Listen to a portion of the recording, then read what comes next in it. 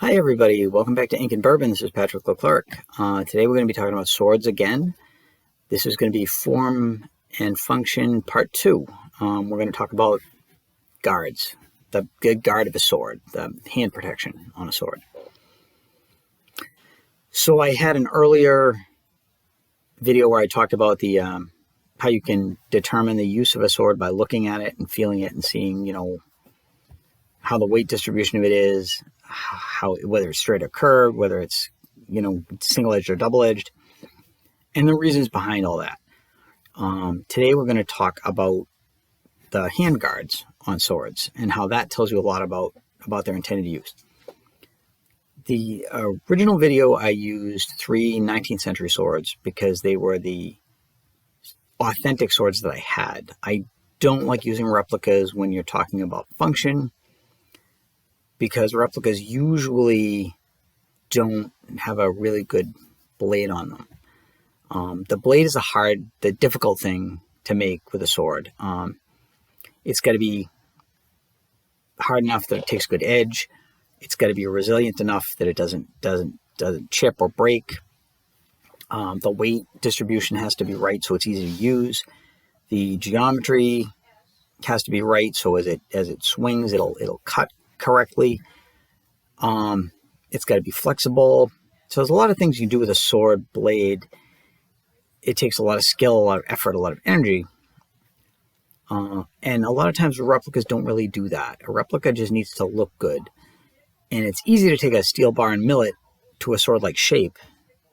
And so it looks fine, but that doesn't really behave like the original. So that's why I wanted to show some authentic ones. The guard of a replica usually though is pretty close because people are going to notice that if it's hanging on a wall. If your sword's hanging on a wall, they may not know if the balance is right. They may not know if the steel is hard enough or too brittle, but they will notice if the guard looks wrong. So replicas are okay for discussing sword guards.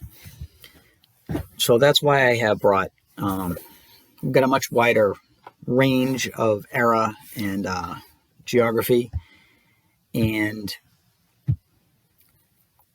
we're going to talk a little bit about trends and how sword guards overall in European swordmanship, and I guess Western swordsmanship, because I'm going to include the United States as well, which guards tended to get more elaborate and more protective as time went on, and that's because of changes on the battlefield. Changes what the sword was intended to be used for. So basically, the more protection a sword gives your hand, the more likely it was intended that you were going to actually defend with it. And I don't mean by defend myself in the broad sense. I mean actually defend by blocking a cut with that sword. So why do the early swords not have it as much? Well, if you go back and you look at swords in antiquity, classical period, you look at Egyptian or Greek or Roman swords, they don't really have much guard at all. And the reason for that is they weren't intended to fence with. You were expected that you're going to do you're protecting yourself with your shield. So this is a buckler. It's a very small shield. But the theory still holds true that if I have a sword and a buckler, I'm going to defend myself with my shield, and I'm going to cut or I'm going to thrust with my sword. So I'm not blocking with just my sword. So I don't need as much protection for my hand. My hand's not going to be out in the opening where it's going to get sniped a lot. Whereas later on, where a sword was defended with respect to parry with it and return your cut, you wanted more protection for your hand. So the oldest sword that I have to look at,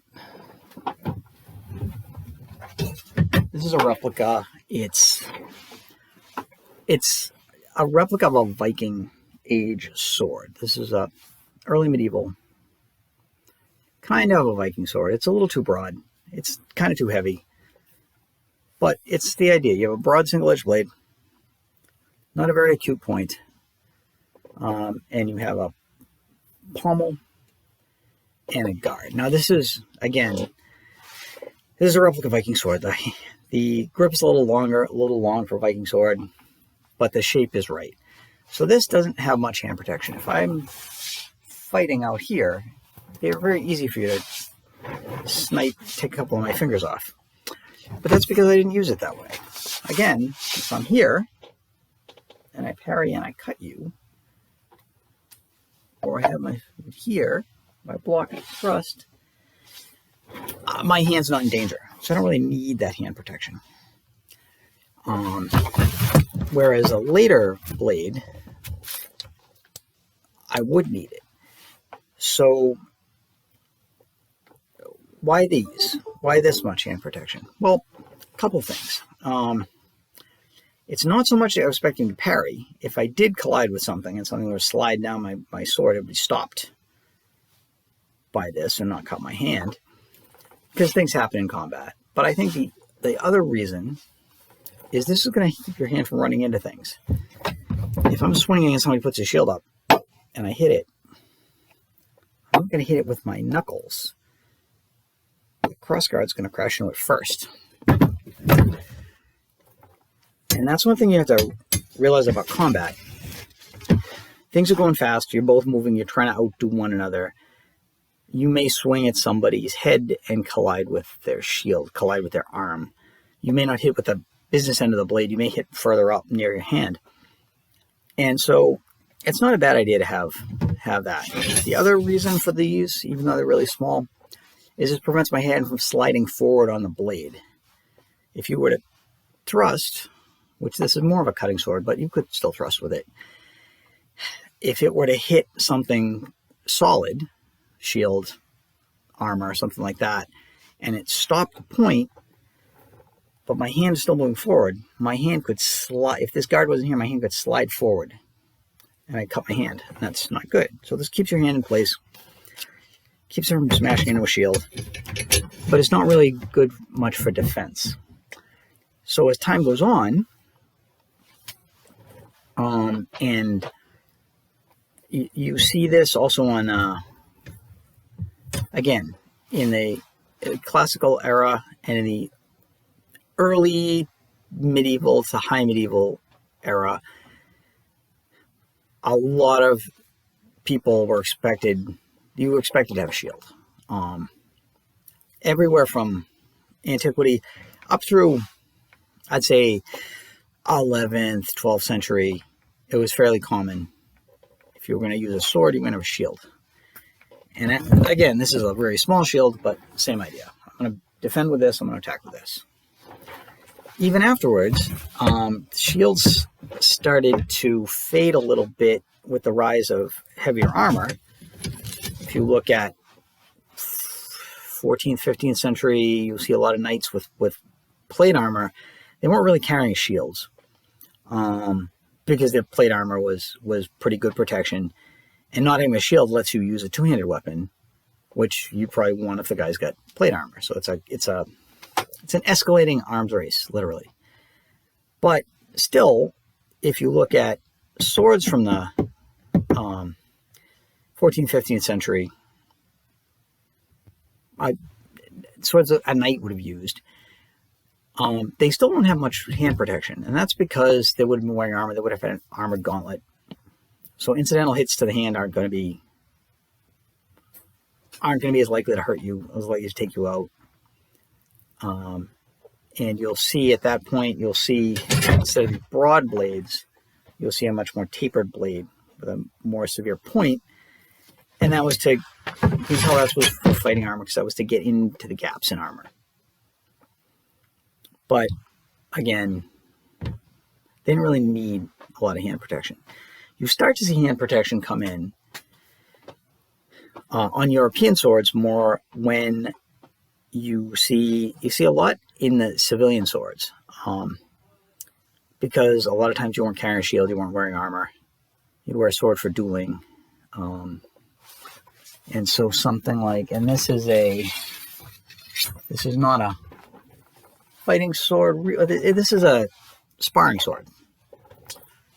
So we have some hand protection. We have a lot of protection against a thrust. So I'm pointing it forward. And that's a lot of protection. There's some protection against a cut. We have the grips, which you can use to gain some extra stability with that. So it's a more involved handguard because this was supposed to be your defense as well as your offense. And you may use it with an offhand weapon. Rapier and dagger was very common. But you can tell because all that extra protection is there because they expected me to block with that. Talking about rapier and dagger, this is a left-hand dagger that would have been used. Could have been used by itself, but it would often have been used with a rapier. And you can see it's got some guard, and these curl up.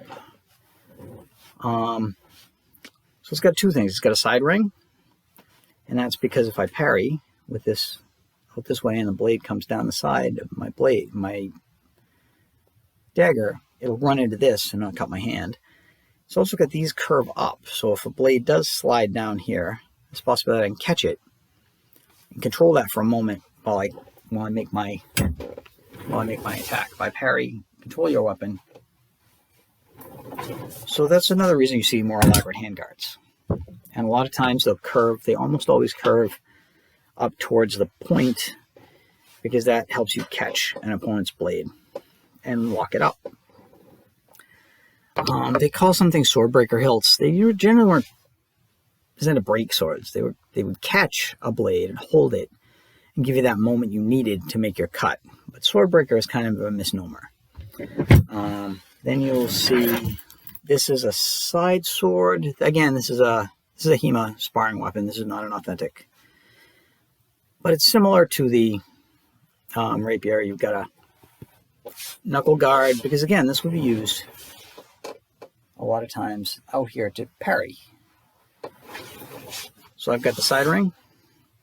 I've got some longer clones, cross guard. I've got this, so if I do put in a thrust, if I want to put one or two fingers over it, those fingers are protected, so they're less likely to get cut off.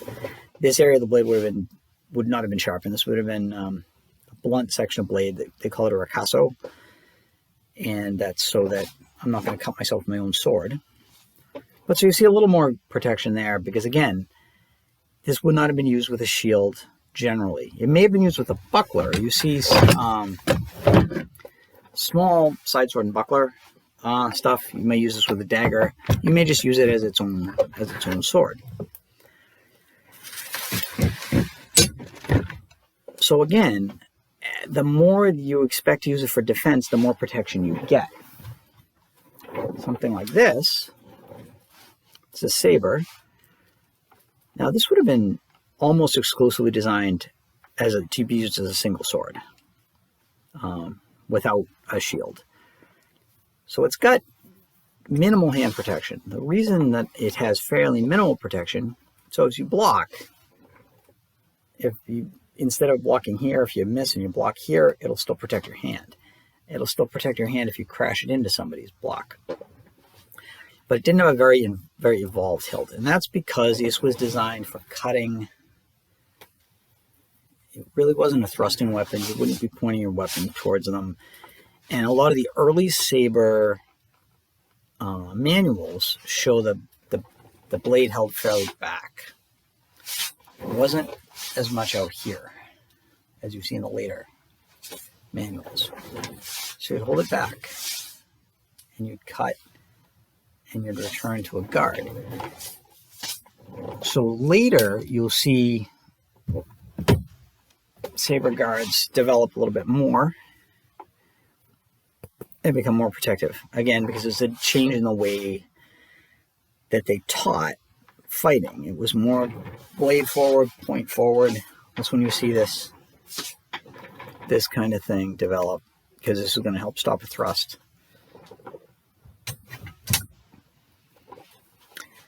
So this is only a general rule.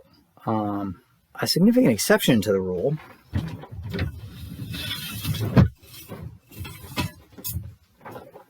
this is a replica Highland Broadsword.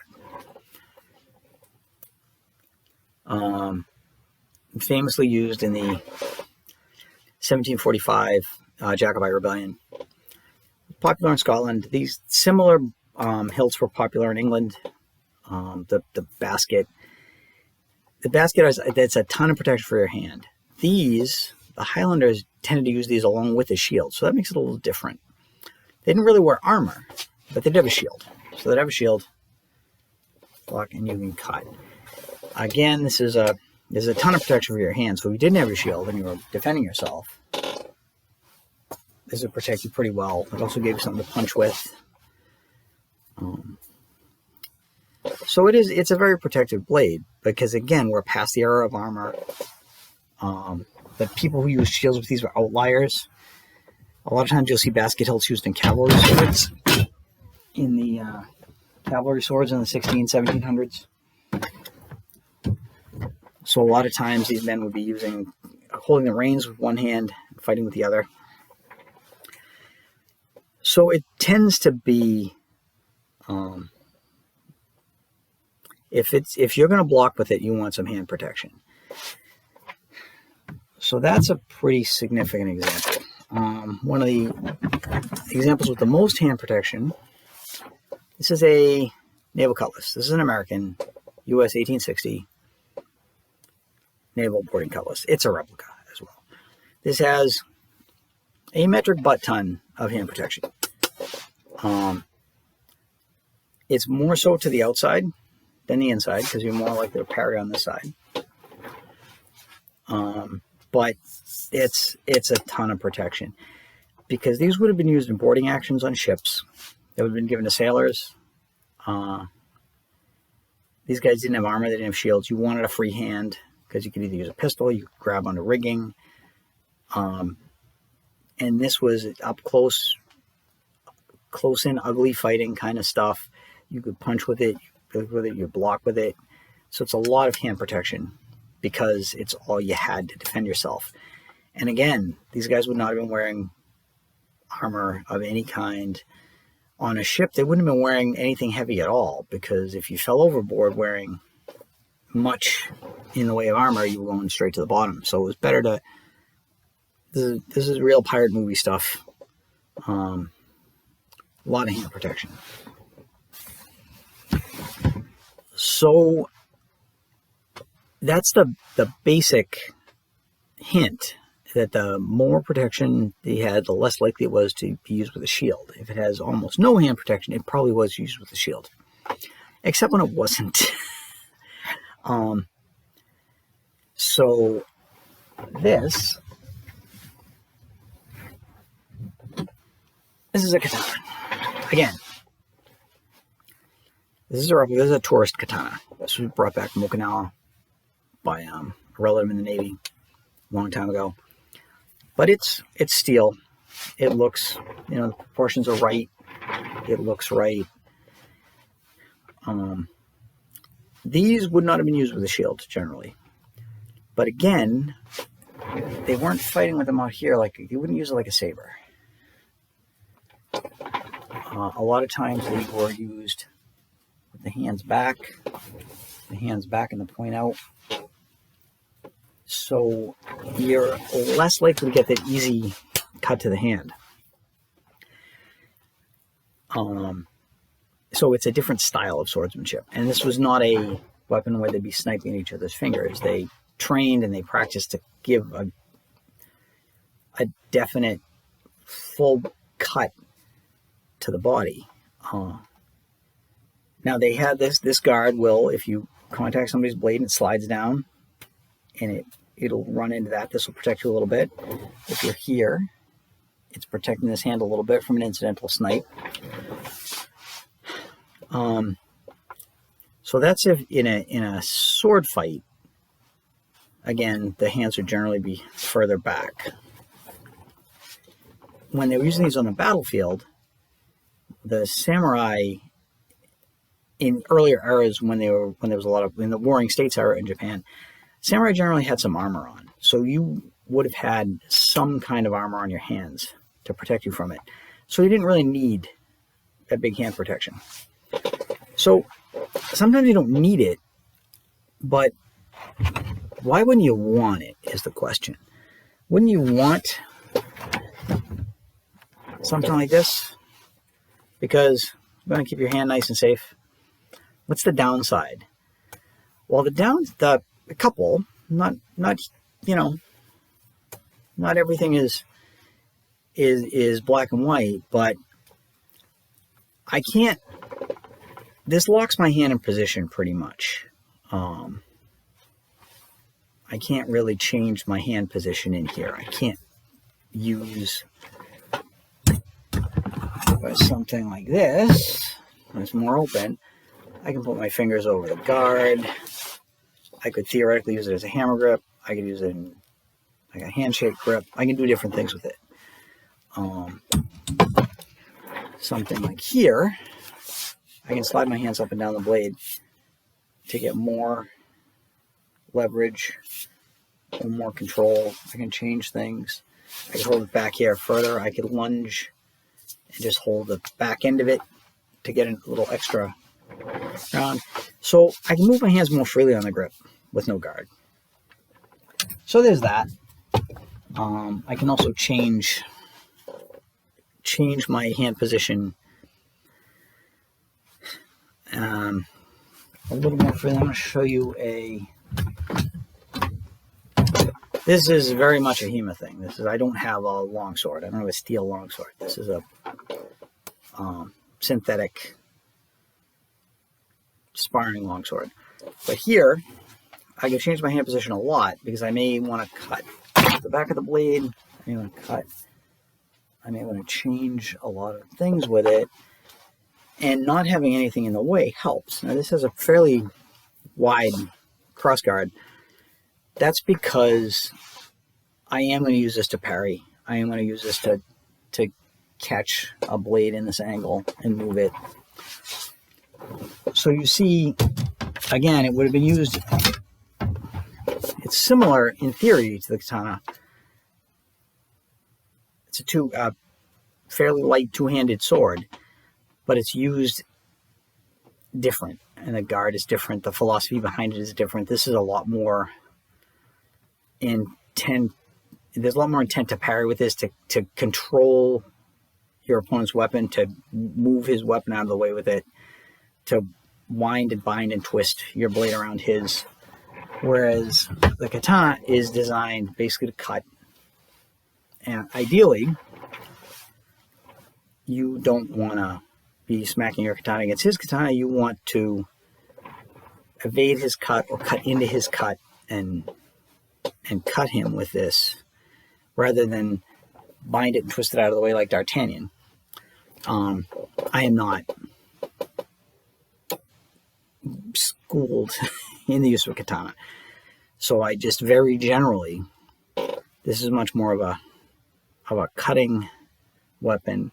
That's much more of a binding and blade contact weapon. So that's some basic, really basic hints that you can get from how much hand protection a weapon has. The more it has, the more likely it is to be used for defense. If it's got more elaborate long crossguard, it's more likely to be used to control your opponent's weapon. Anything that creates an angle to catch a blade is going to be used to try to catch and trap your opponent's blade. So if you see a weapon that's very simple, again, this is very simple guard, it's mostly blade. This job is to cut. This is not a parrying weapon. This is not a binding weapon. You can deflect a blade with it, but this is offense. Something like this is a lot of defense, and that's just a good general. Same with this. This is very much for defense, because you catch a blade in here, and I can twist that, and I can hold his blade, get it all tangled up while I kill with my own. So again, that helps you to know, looking at a sword, why did they make these choices? And usually they made them for a reason. So if you're interested in studying swords, if you're interested in writing and having your characters use swords, or you're just interested in looking at a sword and wondering how it was used, watch the other one about blade shape and size and single or double edged. But if you look at the handguards, that'll tell you a lot about, was it used to defend myself or not. And hopefully you found this interesting. If you did, please like and subscribe. We put out new content generally every week, every Tuesday or Wednesday. Hope to see you there. Thanks very much. Bye-bye.